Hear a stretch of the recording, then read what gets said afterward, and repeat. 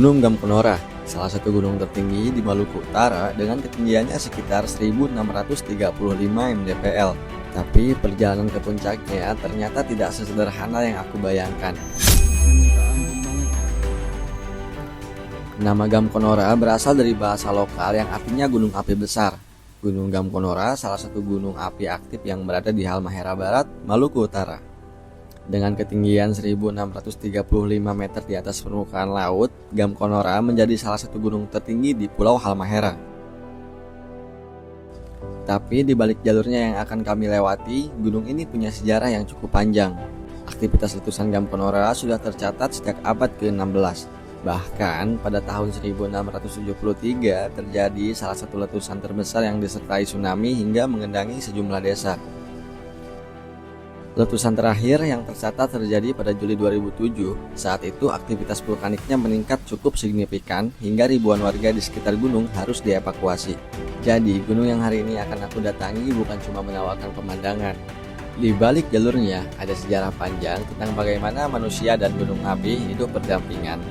Dan hari ini lewat lintas raya, aku akan mencoba mengenal Gamkonora bukan hanya dari kejauhan, tapi dengan berjalan langsung menuju jantungnya. Oke, jadi hari ini kita mau melakukan pendakian ke Gunung Gamkonora. Dan sekarang kita start dari Pelabuhan Dupa-Dupa, yaitu tepatnya di Kota Ternate. Nah, di pendakian kali ini kita berempat. Ada Omar dari Australia, ada Heru dari Lombok, dan ada Andika dari Tasik. Dan sekarang kita bakal naik boot menuju ke tepatnya sih lebih tepatnya kita bakal pindah pulau. Jadi ini kan Pulau Ternate ke Jailolo. Halmahera ya? Iya. Ya. Perjalanan menuju Gunung Gamkonora dimulai dari kota Ternate. Dari sini aku harus menyeberang dulu menuju Jailolo menggunakan speedboat. Perjalanan speedboat ini memakan biaya sekitar Rp100.000 per orangnya.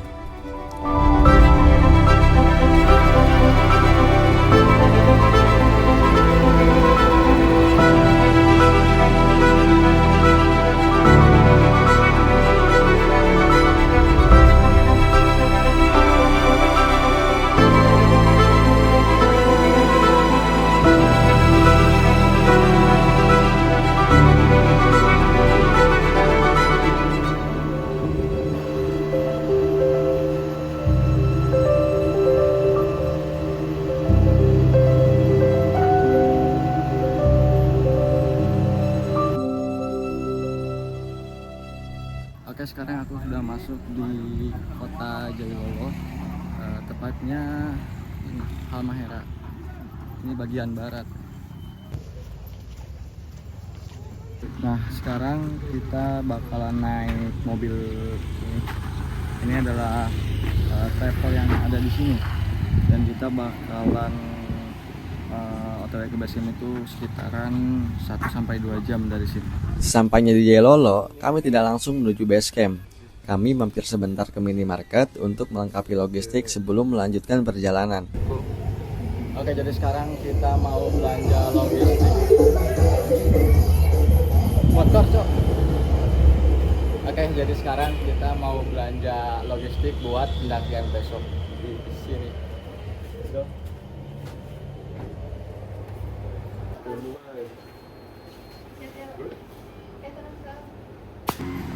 Oke, ini belanjaan kita. Satu, ini brother Omar.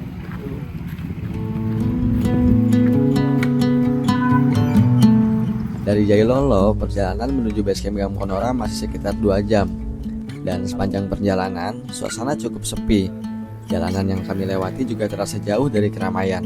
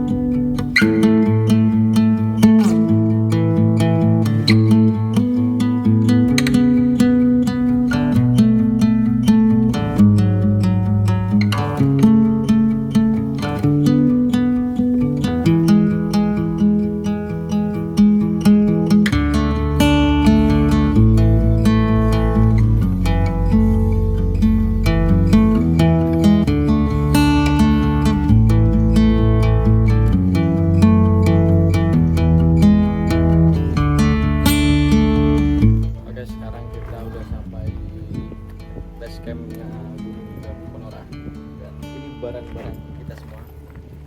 Ini kita cuma berempat. Akhirnya sampai di base camp setelah sekitar 2 jam perjalanan. Brother.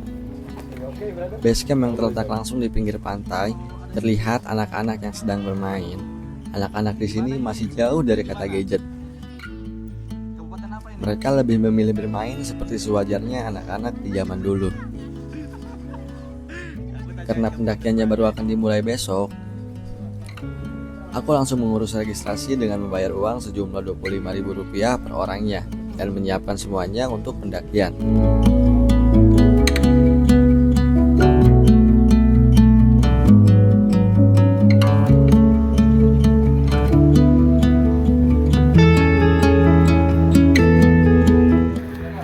Oke, nih kita dibawain barang sama anak-anak di sini. Wah, makasih ya. Wow.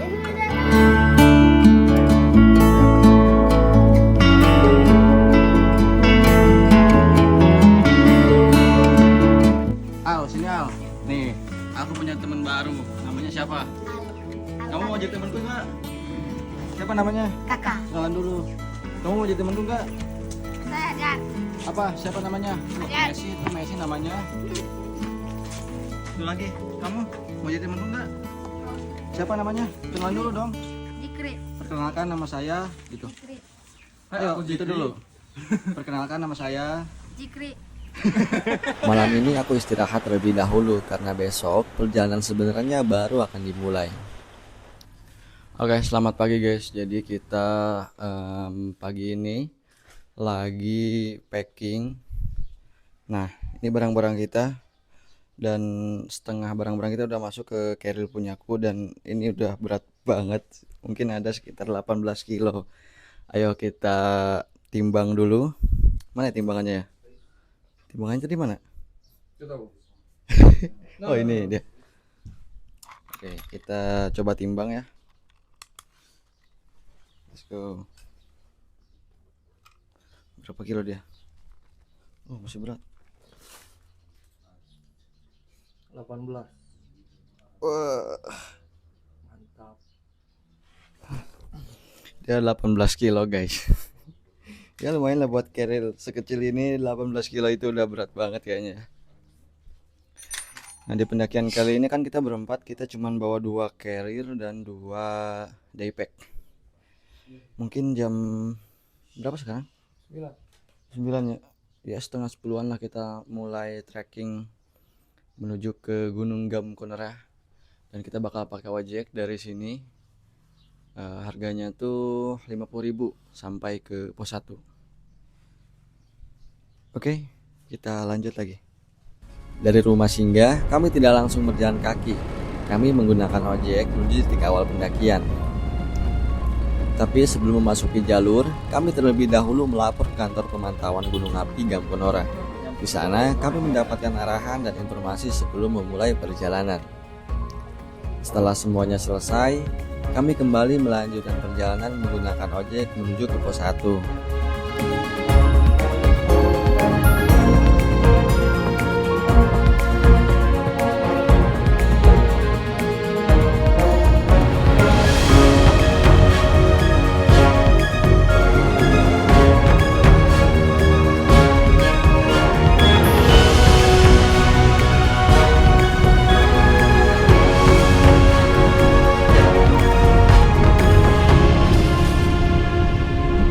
Oke, sekarang aku sampai di pos 1. Dan setelah sampai di pos 1, baru terasa kalau perjalanan sebenarnya dimulai dari sini.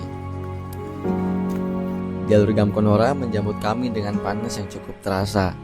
Matahari benar-benar menemani perjalanan hari itu. Yang bikin perjalanan terasa semakin berat adalah sumber air yang sangat terbatas. Di jalur seperti ini, air bukan soal minum, tapi soal bagaimana kita bisa mengatur tenaga sampai tujuan. Awalnya aku masih merasa semuanya baik-baik saja, tapi semakin jauh berjalan, langkah mulai terasa lebih berat. Dan ternyata dalam pendakian yang diuji bukan cuma kaki. Kadang yang paling sering ingin berhenti justru pikiran kita sendiri. Nah, jadi di sepanjang trek Gunung Gamkonora ini ada tumbuhan kayak gini. Lihat. Kalian tahu nggak ini apa namanya? Ini keras banget. Ini ada yang sedikit kuning, sama ini keras juga. Kalau dipotek dia keluar ini semacam getah warna putih. Gak tahu ini nama tumbuhannya apa dan bisa dimakan atau enggak. Kita ketemu sama Nona Ambon. Nona Halo. Ambon, pica, Nona NTT, linca. Dia mendikte begini. Tanda kurang satu di bawah katanya. Dia bilang begini, dalam bahasa Indonesia dituliskan, dia bilang koma atas 2. Koma atas ini apa? Tanda Gitu. kutip.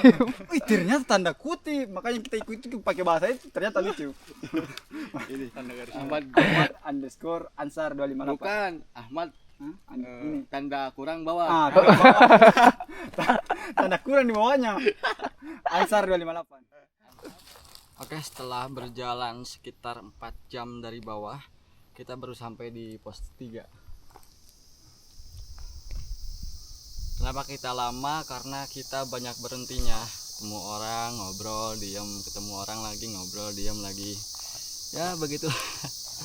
Oke, mungkin sekarang kita bakal lanjut lagi ke pos 4. Karena di bawah itu pos 2-nya katanya kena longsoran jadi hilang. Oh iya, di pos 2 tadi kan ada tower yang jatuh gitu ya. Mungkin itu pos 2-nya.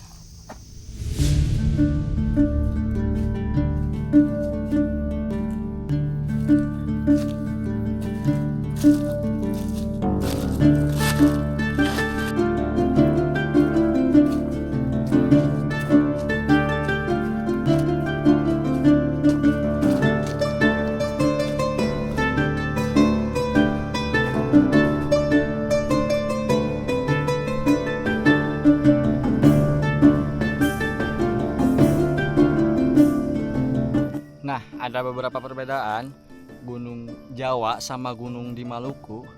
Dari segi pengunjung, Gunung Maluku lebih jarang dikunjungi oleh pendaki-pendaki, sedangkan gunung-gunung di Jawa setiap harinya ramai. Dan untuk treknya 11-12 lah sama gunung-gunung di Jawa.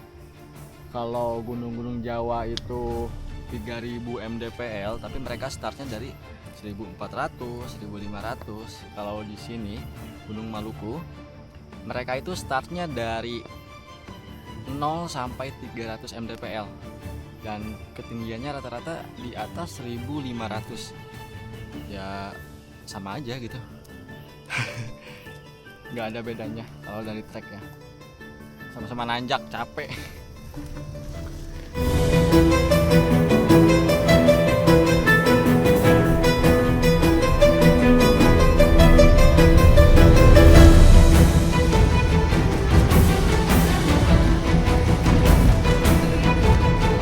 Oke, di jam 4 pas akhirnya sampai di pos 4 dan kita lanjut lagi menuju ke pos 5 dengan trek yang lumayan nanjak banget ini. Lihat tuh.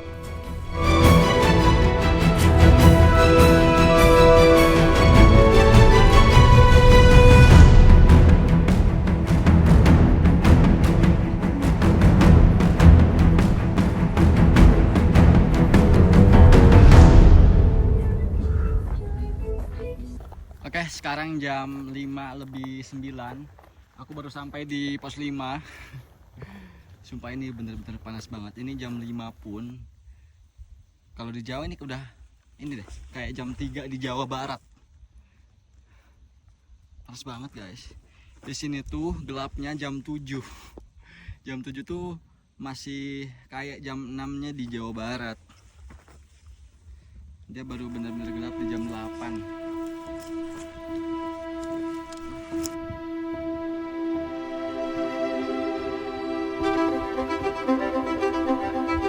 8 jam bukan waktu yang sebentar. Ada saatnya kita berjalan tanpa banyak bicara. Cuman ada suara langkah kaki, napas, dan suara alam. Tapi setiap kali rasa lelah datang, selalu ada alasan untuk melihat ke depan. Karena ternyata perjalanan panjang seperti ini memang bukan tentang seberapa cepat kita sampai, tapi tentang apa saja yang kita temukan di sepanjang jalan. Setelah berjalan selama kurang lebih 8 jam, Akhirnya kami sampai di camp. Sore itu waktu menunjukkan sekitar pukul 6 sore. Matahari sore mulai perlahan menghilang di balik cakrawala. Cahaya yang tadinya menemani perjalanan sedikit demi sedikit mulai redup. Badan sudah capek, tapi setidaknya untuk hari ini kami berhasil sampai. Sesampainya di camp, nggak banyak yang bisa dilakukan. Kami langsung mendirikan tenda, memasak, lalu beristirahat. Di gunung, makanan sederhana pun rasanya bisa jadi luar biasa. Mungkin karena setelah berjalan berjam-jam, rasa lapar memang punya cara sendiri untuk membuat semuanya terasa lebih enak. Setelah itu kami bersiap untuk tidur karena besok pagi ada satu hal yang paling kami tunggu.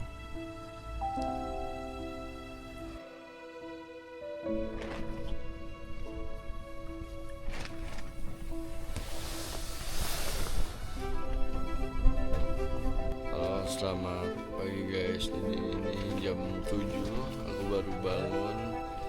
Dan mari kita lihat di luar apakah sunrise. Biasanya setelah melewati perjalanan panjang, hal yang paling kita harapkan dari sebuah pagi di gunung adalah sunrise.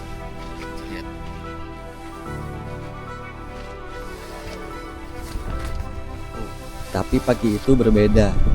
Sunrise yang kami tunggu tidak kunjung muncul. Yang ada hanya kabut dan warna putih yang menutupi hampir seluruh pandangan. Kadang alam memang nggak selalu memberikan apa yang kita harapkan, dan mungkin itu juga bagian dari perjalanan. Daripada terus menunggu, aku memilih untuk memasak sarapan. Hari ini aku memasak untuk diriku sendiri dan 3 orang temanku. Sederhana saja, tapi seperti yang selalu terjadi di gunung. Makanan apapun terasa lebih enak setelah melewati perjalanan yang panjang. Dan tanpa kami sadari, perlahan langit mulai terbuka. Yang sebelumnya hanya putih, perlahan berubah menjadi pemandangan yang selama ini kami tunggu. Dan mungkin memang seperti ini cara sebuah perjalanan mengajarkan kita. Nggak semua yang kita harapkan akan datang tepat waktu. Tapi bukan berarti kita nggak akan mendapatkan sesuatu yang indah. Gunung Gamkonora menjadi salah satu cerita pertama dalam perjalanan lintas raya. Dan akhirnya perjalanan kami di Gamkonora selesai. Semua rasa lelah ini terbayar dengan keindahan kaldera Gunung Gamkonora. Tapi dari perjalanan ini aku sadar, ternyata yang paling aku cari dari sebuah perjalanan bukan cuma tentang pemandangan di akhirnya, tapi cerita-cerita kecil yang terjadi sepanjang perjalanan. Dan Gamkonora jadi cerita pertama di perjalanan lintas raya. Setelah ini, perjalanan masih panjang, masih banyak pulau, gunung, dan tempat-tempat lain yang belum aku datangi. Sampai ketemu di perjalanan lintas raya berikutnya. Aku Akbar, si anak 18 tahun yang lagi keliling Indonesia, dan ekspedisi lintas raya untuk melintasi Indonesia.